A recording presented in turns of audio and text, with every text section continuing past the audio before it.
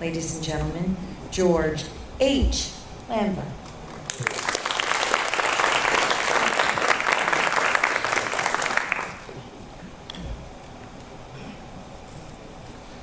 Debbie is absolutely right. She is a very dear friend. And we spent some time this summer kind of hanging out in a vacation spot together. So I'll say that too. So let me just start by saying that this is a week in Washington, D.C. of storytelling, quite frankly. Some of you may have been at the Smithsonian early this week when Justice Jackson certainly shared her story with her new book. So I'm excited to be here, definitely delighted to be with you. And I want to just take a few minutes or so to share some of my story.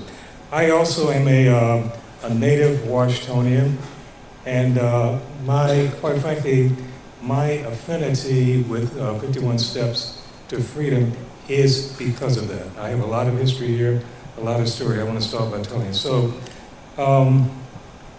my story, quite frankly, is part of the 200 or 300 unknown stories. And I will start by telling you that when my parents divorced, I was probably about 6 years old or so. And as a result of that, my mother moved my brother and I to a place called Berry Farms. You all saw it on the map on the stage. I know many of you are familiar and certainly aware of Berry Farms. Berry Farms is someplace I will never forget. I will really always remember. We lived there for about 2 years or so.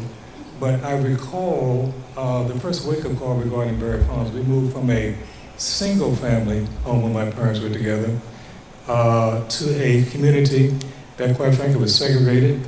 It was a community that had benign neglect, but it was also a community, as I recall, very empowering and a hub of folks who were just very dedicated to making a difference. But I will never forget Berry Farms.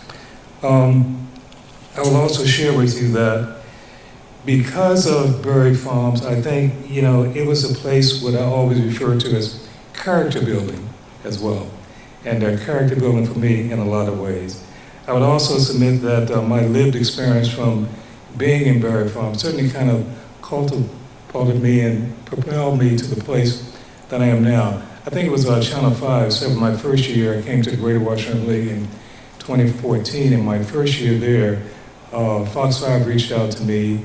I was actually doing Black History Month, February for the month of Black History Month, and kind of featured me in a piece what they call From Berry Farms to the Greater Washington League. Imagine that. But anyway, it did certainly instill in me a sense of empowerment and a passion for helping underserved communities and folks who have very similar challenges as I had when I was in Berry Farms as well. Berry Farms intervention certainly helped also to shape my understanding of systemic inequalities, particularly in the District of Columbia at the time, and also helped me to have a very strong passion for advocacy. And we do a lot of work in the advocacy space at the Greater Washington League, in addition to what we provide for services on a daily basis to folks. But let me just say this to you. So here is the call to action. And quite frankly, I don't want you to miss this. The call to action is that just as I got involved when H reached out to me and asked me to serve on the advisory council for 51 Steps, I said that I would.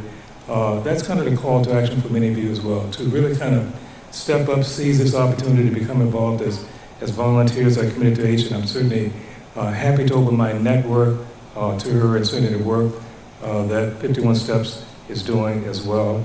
I think it's also a offer and certainly an opportunity to be advocates, to become supporters, and to really get engaged in this initiative and the work that is being done. Now, I will say to you that 51 Steps, quite frankly, is an opportunity. Certainly, some of the benefit I've gotten already is one for raising awareness, certainly one for fostering a more informed community, and one for certainly connecting the dots. I invited, in H, I think it was probably a couple months or so ago, I did invite H and Tracy to come by and meet with my team, my staff at the Greater Washington League, to share the story about 51 Steps. Many of the folks who work for the Greater Washington League happen to live in the District of Columbia and wanted to connect the dots with them in terms of this great opportunity and what's going on here as well. Final thing I'll leave you with is this. This is certainly, I think, an unparalleled and certainly historical times that we're living in. And so I think we all get it in terms of understanding the sense of urgency and the sense of urgency at the moment that we live in this community. And so what I will say to you in closing is that this, quite frankly, is not the time to despair over that sense of urgency. This is the time, quite frankly, to get back in the trenches, to stay in the trenches, and certainly to see this mission through and make a difference with 51 steps to freedom. So I thank you, H, I thank you as well, and it is H, yes, for me, middle name as well. Thank you.